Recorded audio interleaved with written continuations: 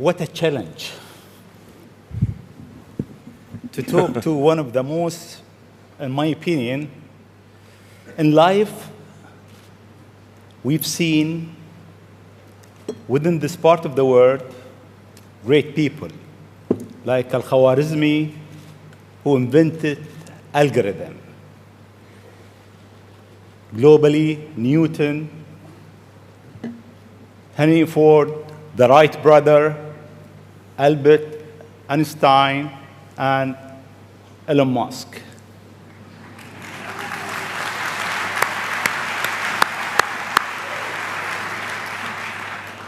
It seems you are in rush.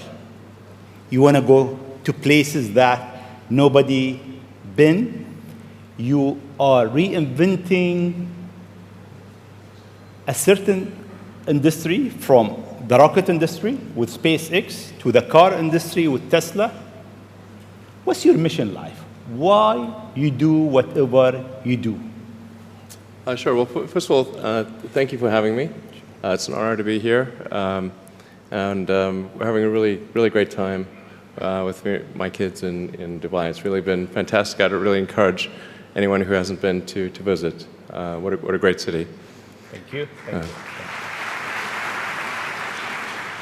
And in terms of the motivations, I guess the sort of kind of a long version of the explanation, but essentially, when I was a kid, I was wondering kind of what's the meaning of life, like why are we here, what's it all about, and I came to the conclusion that what really matters is trying to understand the right questions to ask. And the more that we can increase the scope and scale of human consciousness, the better we are able to ask these questions. And so I think that there's certain things that are necessary to ensure that the future is good. And some of those things are, in the long term, having long-term sustainable transport and sustainable energy generation, and to be a space-faring civilization, and for humanity to be out there among the stars and be a multi-planetary species. I mean, I think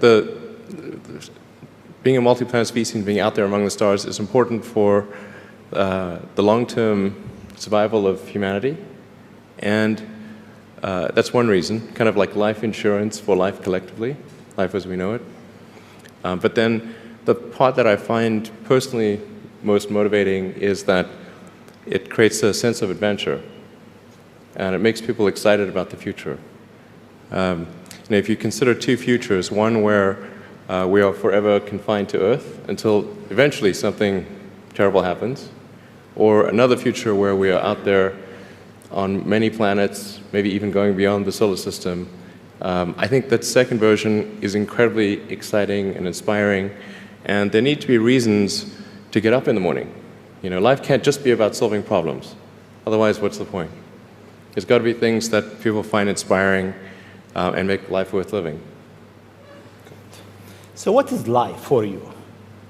I mean, you look at our life, and I heard you before speaking. Is it a dream? Is it a real? Is it a million D? What is life for Elon Musk? I find as I get older, I find that question to be maybe more and more confusing or troubling or uncertain. I think particularly when you see the advancement of something like video games, like say 40 years ago, you had video games. The most advanced video game would be like Pong, where you had like two rectangles and a dot. Like batting it back and forth. I played it. Oh yeah, me too, exactly. I played all. Pong. Exactly, it sort of dates you a little bit. But yeah, we both played the same game. And that was like, wow, that was a pretty fun game at the time.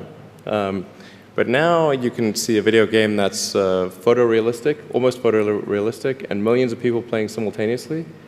And you see where things are going with virtual reality. and augmented reality. And if you extrapolate that out into the future with any rate of progress at all, like even 0.1% or something like that a year, then eventually those games will be indistinguishable from reality. They'll be so realistic, you will not be able to tell the difference between that game and the reality as we know it. And then it seems like, well, how do we know that that didn't happen in the past and that we're not in one of those games ourselves? Interesting. Interesting. I mean, could be. Everything is possible in life.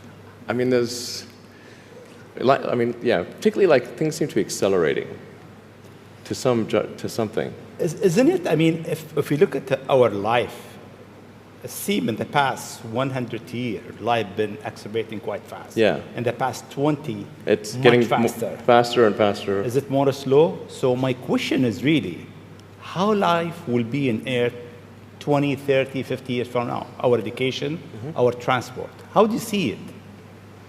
Well, I think this is one of those things that's quite difficult to predict. When you think of, say, I mean, the first controlled powered flight was 1903 with the Wright brothers. And then 66 years later, we put the first people on the moon. I mean, that, if you'd ask people, say in 1900, what are the odds of, man landing on the moon, they would have said, that's ridiculous. And if you try to talk to them about the internet, they would not even know what the heck what are you even talking about? Like, this sounds so crazy. But today, with a $100 device, you can video conference with anyone in the world, on the other side of the world. And if you have a Wi-Fi connection, it's basically free. Free to have an instant visual communication with anyone, or even with millions of people. With social media, you can communicate to millions of people simultaneously. So, and you can Google something and ask any question. It's like an oracle of wisdom that you can ask almost any question and get an instant response.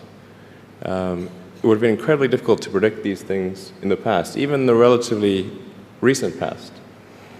So I think the one thing that we can be quite certain of is that any predictions we make today for what the future will be like in 50 years will be wrong.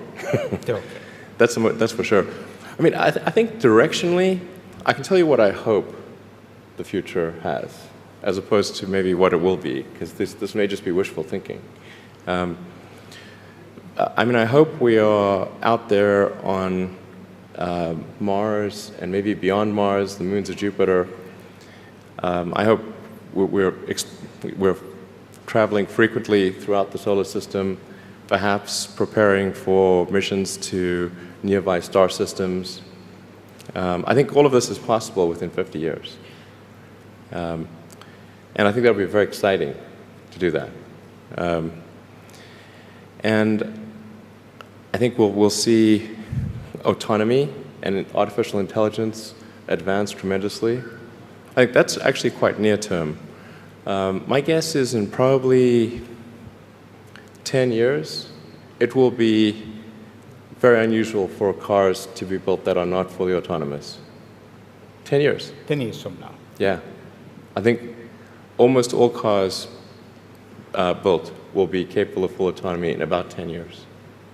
As it is, the Tesla cars that are made today have the sensor system necessary for full autonomy, and we think probably enough compute power to be safer than a person.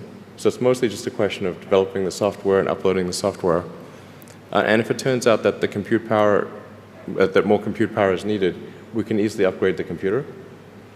And so that's all Teslas built since October of last year. And other manufacturers will follow and do the same thing. So getting in a car will be like getting in an elevator. You just tell it where you want to go, and it takes you there with extreme levels of safety. And that'll be normal. It'll just be normal. Like for elevators, there used to be elevator operators. You get in, there'd be a guy moving a lever. Now you just get in, you press the button, and that's taken for granted. So autonomy will be widespread. I think one of the most troubling questions is artificial intelligence. And I don't mean narrow AI, like vehicle autonomy I would put in the narrow AI class. It's narrowly trying to achieve a certain function. But deep artificial intelligence, or what is sometimes called artificial general intelligence, where you could have AI that is much smarter than the smartest human on Earth. This, I think, is a dangerous situation. Why it is dangerous? I mean, there is two views. One view is artificial intelligence will help humanity. There is another school of thought is artificial intelligence is a threat to humanity. Why is it? Well, I think it's both. It's like one way to think of it is imagine we were going to be visited. Imagine you're very confident that we were going to be visited by super intelligent aliens in, let's say, 10 years or 20 years at the most. Super intelligent. So you think within 20 years yes, we'll have alien in Earth? Well, digital superintelligence will be like an alien. It will be like an alien. Yeah. But my question is, do you think there is other intelligent life outside the Earth? It seems probable, but I think this is one of the great questions in physics and philosophy, is where are the aliens? Maybe they're among us, I don't know. Some people think I'm an alien. Not true. Not true. But maybe we are alien. Of course I'd say that, maybe we are alien, Elon. I mean, if you look at this part of the world, yeah, they believe that human beings are not from Earth. They came from somewhere else. Eve maybe. And Adam came from somewhere else to Earth. So in a way, human being alien to this land. Do you think we'll make contact with alien within the next 50 years? Well, that's a really tough one to say. I mean, if there are super intelligent aliens out there, they're probably already observing us. That would seem quite likely, and we just are not smart enough to realize it. But I can do some back-of-the-envelope calculations, and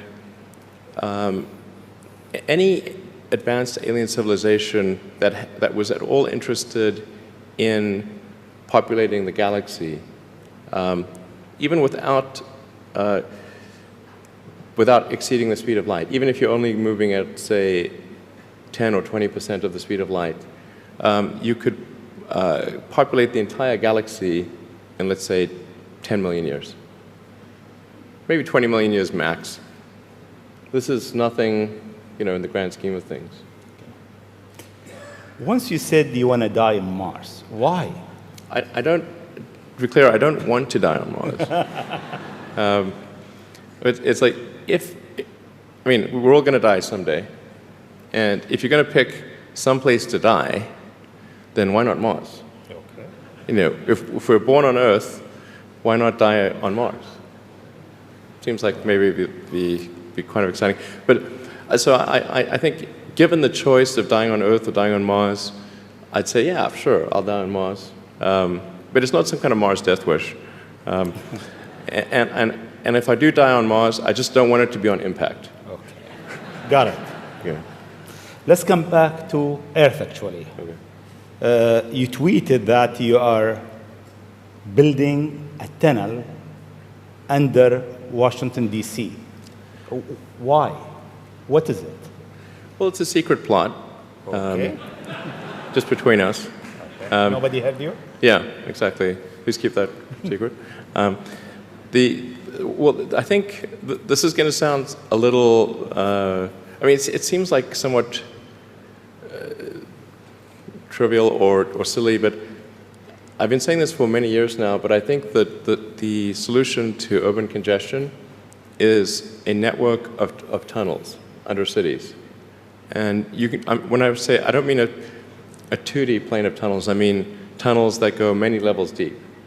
So you can always go deeper than you can go up. Like the deepest mines are taller than the tallest buildings. So you could have tunnels, a network of tunnels that is 20, 30, 40, 50 levels, as many levels as you want, really. And so given that, you can overcome the congestion situation in any city in the world. The challenge is just figuring out how do you build tunnels quickly and at low cost and with high safety. So if tunneling technology can be improved to the point where you can build tunnels fast, cheap, and safe, then that would completely get rid of any traffic situations in cities. And so I think that's why I think it's an important technology. Washington, D.C., LA, and most of the major American cities, most major cities in the world, suffer from severe traffic issues. And it's mostly because you've got these buildings you have tall buildings that are 3D, and you have a road network that is one level. And then people generally want to go in and out of those buildings at the exact same time. So then you get the traffic jam. Let's come back to UAE and Dubai.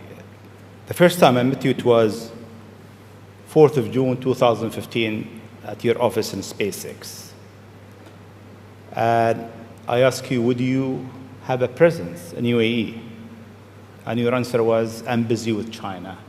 Maybe not in the near future. Yeah. And almost a year and a half later, we are here. Seems time goes quite fast. Yeah. Why now? Well, I think actually things are going reasonably well in China. We had some initial challenges figuring out charging and service infrastructure and various other things, but now it's actually going fairly well, and so the timing seemed to be good to really make a significant debut in this region, starting in Dubai. Okay. In your opinion, what is the new disturbing thing that will come in technology next? What's next in technology? What's next in technology? That will disturb the way we live, the way we think, the way we do business. Well, the most near-term impact from a technological standpoint is autonomous cars, like fully self-driving cars. Like I said, that's going to happen much faster than people realize. It's going to be a great convenience to be an autonomous car, but there are many people whose jobs it is to drive. So in fact, I think it might be the single largest employer of people is driving in various forms. And so then we need to figure out new roles for what do those people do. But it will be very disruptive and very quick. Now, I should characterize what I mean by quick, because quick means different things to different people. There are over 2 billion vehicles in the world, approaching 2.5 billion cars and trucks in the world. The total new vehicle production capacity is about 100 million. Which makes sense because the life of a car or truck before it's finally scrapped is about 20, 25 years.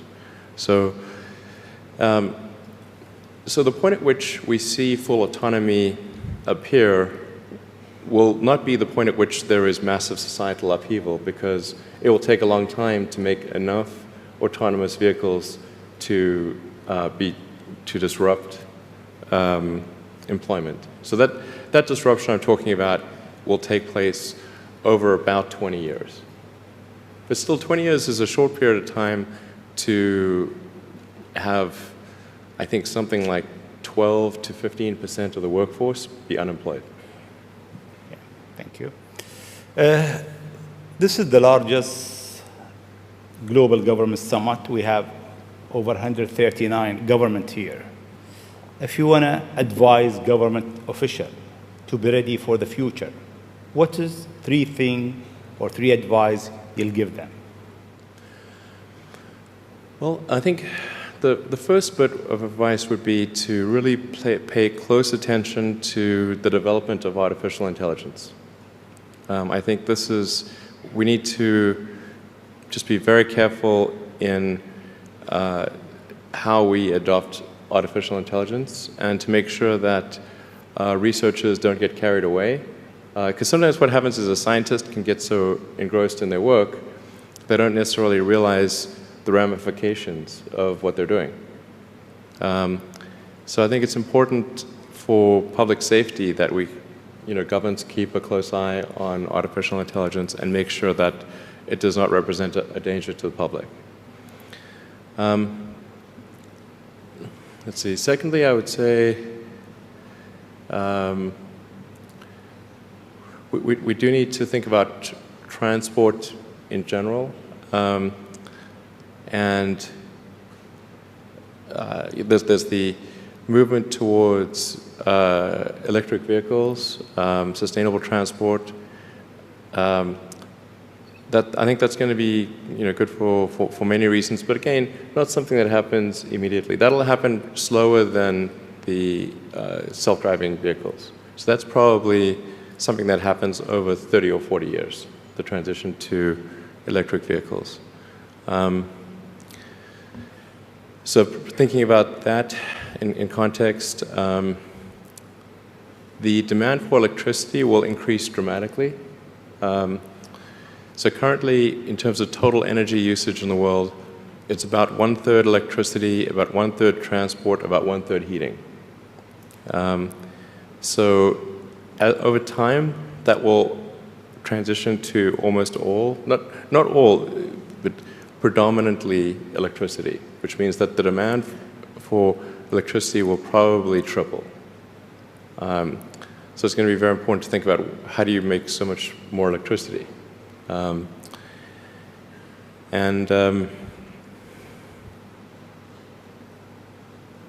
Seem they have an easy job. That's it. There is no more challenges for them. No, well, then I think maybe these things do play into each other a little bit. But what to do about mass unemployment? This is going to be a massive social challenge. And I think ultimately we will have to have some kind of universal basic income. I don't think we're going to have a choice. Universal basic income. Universal basic income. I think it's going to be necessary. So it means that unemployed people will be paid across the globe. Yeah. Because there is no job, machine, robot is taking over. There will be fewer and fewer jobs that a robot cannot do better. Okay. That's simply and I want to be clear that these are not things that I think that I wish would happen. These are simply things that I think probably will happen. And if my assessment is correct and they probably will happen, then we need to say, what are we going to do about it? And I think some kind of a universal basic income is going to be necessary. Now, the output of goods and services will be extremely high. So with automation, there will come abundance. There will be almost everything will get very cheap.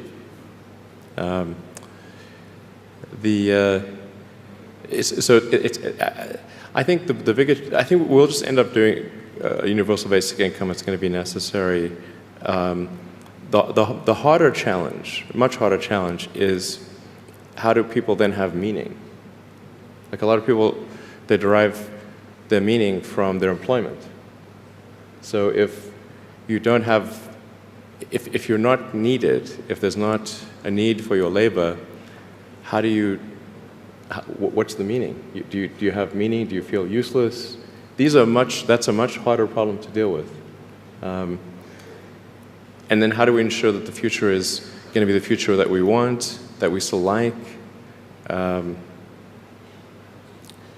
No, I mean, I do think that there's a potential path here which is, and we're really getting into science fiction or create sort of advanced science stuff, but having some sort of merger with biological intelligence and machine intelligence. To some degree, we are already a cyborg. You think of like the digital tools that you have, your phone, your computer, the applications that you have, like the fact that, as I was mentioning earlier, you can ask a question and instantly get an answer from Google or from other things. And so you already have a digital tertiary layer. I say tertiary because you can think of the limbic system, kind of the animal brain or the primal brain, and then the cortex, kind of the thinking, planning part of the brain, and then your digital self as a third layer. So you already have that, and it's like if somebody dies, their digital ghost is still around. All of their emails and the pictures that they posted and the social media, that still lives, even if they died. So over time, I think we'll probably see a closer merger of biological intelligence and digital intelligence. And it's mostly about the bandwidth, the speed of the connection between your brain and the digital extension of yourself. Particularly output. And output, if anything, is getting worse. We used to have like keyboards that we'd use a lot. Now we do most of our input through our thumbs on a phone. And that's just very slow. A computer can communicate at 1 trillion bits per second, but your thumb can maybe do, I don't know, 10 bits per second or 100 if you're being generous. So some high bandwidth interface to the brain, I think, will be something that helps achieve a symbiosis between human and machine intelligence, and maybe solves the control problem and the usefulness problem. Getting pretty esoteric here. I don't know if this is... It's close. Okay. We got it. Always you think out of the box. Your idea is so huge. You want to go to space. You decided to go to space. You did it. You decided that you want to land your rocket back. You failed 7 times, 8 times? Yeah, something like that. Then it landed more times than I care to count. Yeah. How do you come with this idea, actually? Sometimes they're pushing the human limit. You are always pushing the human limit. Why? Well, I think about what technology solution is necessary in order to achieve the particular goal, and then try to make as much progress in that direction as possible. So in the case of spaceflight, the critical breakthrough that's necessary in spaceflight is rapid and complete reusability of rockets, just as we have for aircraft. You can imagine that if an aircraft was single use, almost no one would fly. Because you can buy, like, say, a 747 might be $250 million, $300 million, or something like that. You'd need 2 of them for a round trip. But nobody's going to pay millions of dollars per ticket to fly, to do air travel. But because you can reuse the aircraft tens of thousands of times, the air travel becomes much more affordable. And the same is true of rockets. So our rocket costs $60 million, roughly. So the capital cost, if it can be used once, is $60 million. But the capital cost, if it can be used 1,000 times, is $60,000. So then if you can carry a lot of people per flight, then you can get the cost of space flight to be something not far from the cost of air flight. So it's extremely fundamental. Because Earth's gravity well is quite deep, Earth has a relatively, fairly high gravity, the difficulty of making a rocket reusable is much greater than the difficulty of making an aircraft reusable. And that's why a fully reusable rocket has never been developed thus far. But if you use the most advanced materials, most advanced design techniques, and you get everything just right, then I'm confident that you can do a fully reusable rocket. Fortunately, if Earth's gravity was even 10% stronger, I would say it would be impossible. You need a team around you to deliver a lot of ideas. How do you choose your team? Based on what? Well, I suppose honestly that it tends to be gut feel more than anything else. So when I interview somebody, my interview question is always the same. It's what do you ask? I said, tell me the story of your life. And the decisions that you made along the way and why you made them. And then, and also tell me about some of the most difficult problems you worked on and how you solved them. And that question, I think, is very important because the people that really solved the problem, they know exactly how they solved it. They know the little details. And the people that pretended to solve the problem, they can maybe go one level and then they get stuck.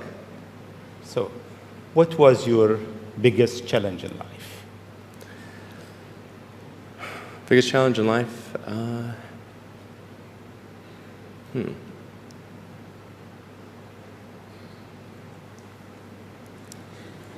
No challenge. Well, no, there's a lot of them. I'm trying to decide which is the worst.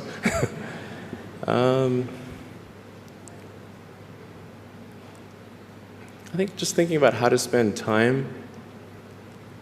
One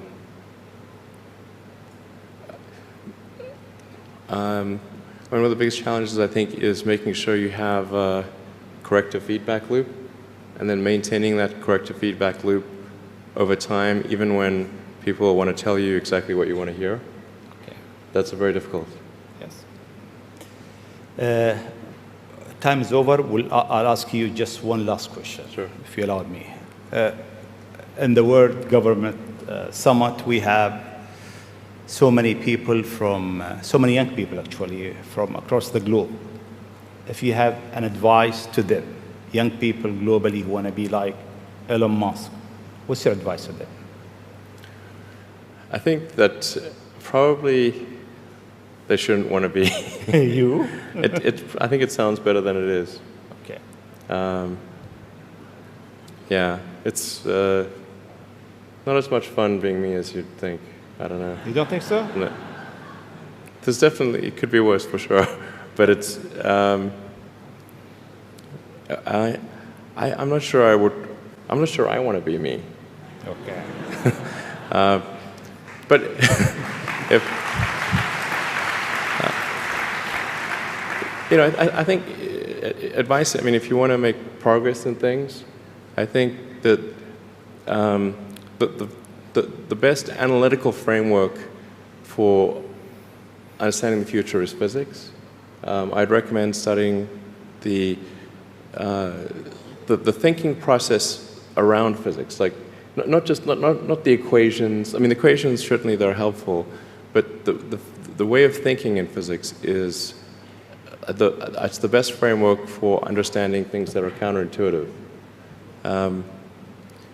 And you know, always taking the position that you're to some degree wrong, and your goal is to be less wrong over time. I think one of the biggest mistakes people generally make, and I'm guilty of it too, is wishful thinking. You know, like you want something to be true, even if it isn't true, and so you ignore the things that you ignore the real truth because of what you want to be true. This is a very difficult trap to avoid, and like I said, it's certainly one that I find myself in having problems with. But if you just take that approach of you're always to some degree wrong, and your goal is to be less wrong, and solicit critical feedback, particularly from friends. Like friends, particularly friends, if somebody loves you, they want the best for you. They don't want to tell you the bad things. So you have to ask them, and say, really, I really do want to know. and then they'll tell you. Thank you very much. It's been